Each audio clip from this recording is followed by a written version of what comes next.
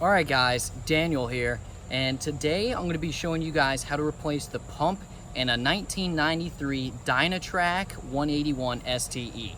So if my hunch is correct, most of the DynaTrak boats are going to be built the exact same way, or the configuration in the back is going to be generally the same. Alright, so I have an 18-foot boat, and so if you have a 17 to probably 20-foot boat, generally the back compartments are going to be very close in design. And so hopefully you guys can figure out where the pump is if you're having a problem with locating it. And if you do have my type of boat and the pump's located in the same place, then I'm going to show you how to find that pump, where it is, how to disconnect it, and what the new pump you can replace it with is, and where I'm going to install the new pump, because it's going to be a different size and we're going to install it in a different location. So here's my boat. Got it right here in the driveway, nice and shined up. I detailed it the other day and it looks real good. And as you can see, this is the general configuration, 181 STE right there. And here is my back compartment. All right, so first off, we'll start off by looking in the live wells. And the live wells, I've got some coal tags in there still, but in both of the live wells, we've got that one connection down there, or vent or air duct, whatever you want to call it, and this other one. And both of those are going to be having pipes run to those, and that would be where the Pro Air bubbles up and basically, fresh air comes into your live wells and, recirculates in that water. So instead of having to put new fresh water in all the time with your water pumps, you can set the Pro Air on a timer, and you can set it on, and then for 10 minutes it'll be pumping in new continuous, nice good oxygen for your fish. All right, and so to get that Pro Air to turn on, there's a switch right over here, and it says Pro Air right down here, and then the time control. So as long as I've had the boat, this has never worked for me, and I never knew where it was or how it was, configured. So I've never had that working before, but my hunch is when we get it working afterwards, we should be able to turn this timer on, and it will, control how long that pump is on for. All right, so let's move to the back and figure out exactly where this pump is located. All right, guys, so we're at the back of the boat now, and this is the back configuration. We've got 3 batteries, 2 over there for the trolling motor. We've got your starter battery, your oil reservoir, and then your gas tank. So I'm assuming this is the standard layout. Hopefully it is, and if that's the case, then we can keep rolling. And if you look way in the back, you'll see a clear tube right there, and then another clear tube right there behind those right there behind those wires. All right, and so both of those clear tubes go to your air ducts, or your whatever you want to call them, that connect to your live well. There's probably a really good name for them that I don't know. But both of those tubes are then coming up, and they're wired all the way up here. And actually, you can see them hanging down right at this spot, but that one screw and the rest of the screws are missing. But the Pro Air is actually mounted on the roof right there. I've already disconnected mine, and it's hanging down here. But when I originally found it, it was screwed to the top of the compartment right there. And then those 2 little nipples you see on the back of it connected to the clear pipes you can see right there. And so this is the old original Pro Air that came with the boat. All right, I can look on the back and see it's scratched in 92, 692, right?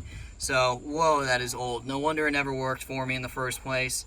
And now, I went online, looked this up. They actually make an exact replacement piece, and I have it delivered to my house, and I'm going to open up the box, and we'll take a look at it and see where we need to mount it. All right, guys, back out at the back end of the boat, and we've got our new Pro Air and the old one, and as you can see, it's much bigger. And what I didn't realize is that the 4 mounting screw holes that they'd used was a custom bracket they had, and the original only had two holes at the top to mount with, as well as this one. So we're now in a predicament. we could not use that mounting bracket, and we could use this and mount it. Let's see, get you out of the light. Mount it on this flat surface right here. Or we could use the bracket and mount it and repurpose it for the new one and mount it right back up on the ceiling. The one problem with using it on this section over here and not repurposing the mount is that the plastic tubes that we have are not long enough to reach that. So we're gonna have to decide, do we use the new location and buy new tubes or extenders, or do we repurpose it and deal with the pain in the butt of mounting it right back up on the top of the compartment? Because if you're ever in a bind and you need to replace it very quickly, it's not the easiest to get in or out just because of how tight of a place it is.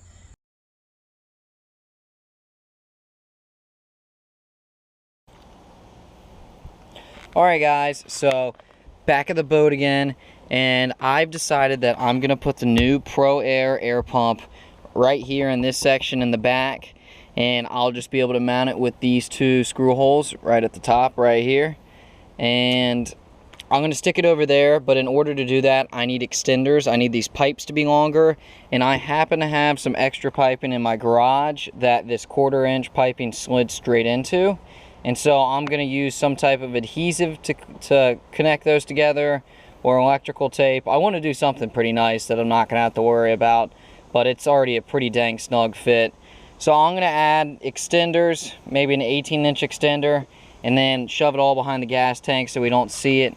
And that way all of the old piping will then reach the new air pump in the new location.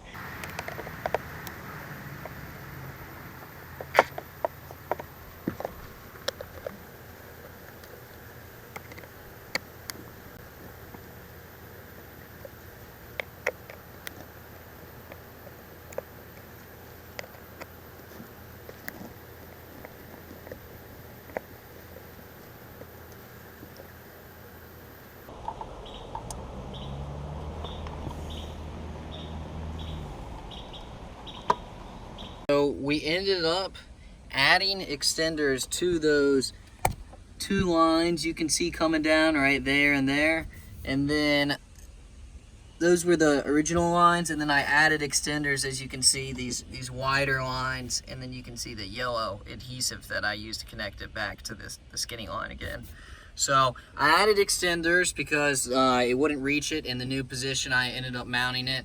And I mounted it right there with the cable coming out towards us and the nipples on the back. That way the tubes would be tucked away and not at some angle, you know, hitting the gas tank or something like that.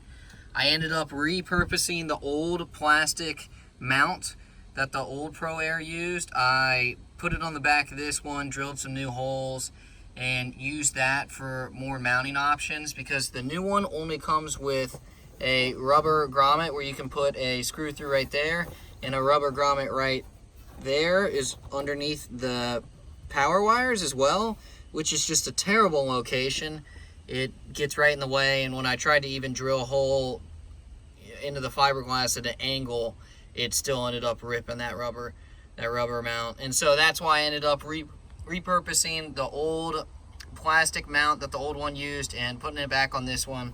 As you can see, I put another screw in it right there, and I've also got another screw in it right there, and I've got some screws in it in the back and these zip ties to hold it down. So it's not going anywhere. It's really not a heavy piece of equipment either, so it should be perfectly fine.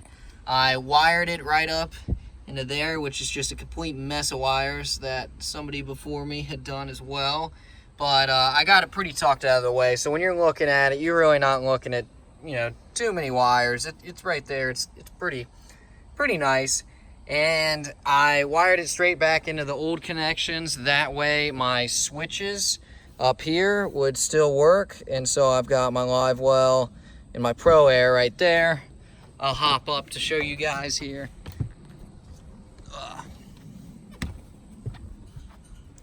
Oop. Nice. All right, so Pro Air, we flip up, red lights on, and boom, we got air into both of our sides of the live wells. So that is it, guys. Hopefully that was helpful. It definitely was a lot tougher than I thought. The new Pro Air that you end up buying just isn't made quite as well as the new one, and so that had a lot to do with it. Alright guys, definitely a pain in the butt towards the end, but we got it done. Hopefully that was helpful. You guys were able to figure out the layout and everything in this video and figure out a little bit more about your boat that you didn't know, and hopefully solve some problems in case you had to replace that like me.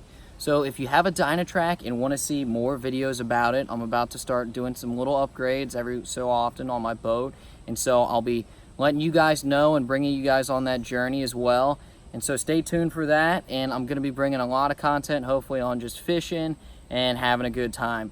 So if you guys enjoyed this video, please subscribe, give it a like. It'll help me a ton as I'm just starting to grow the channel.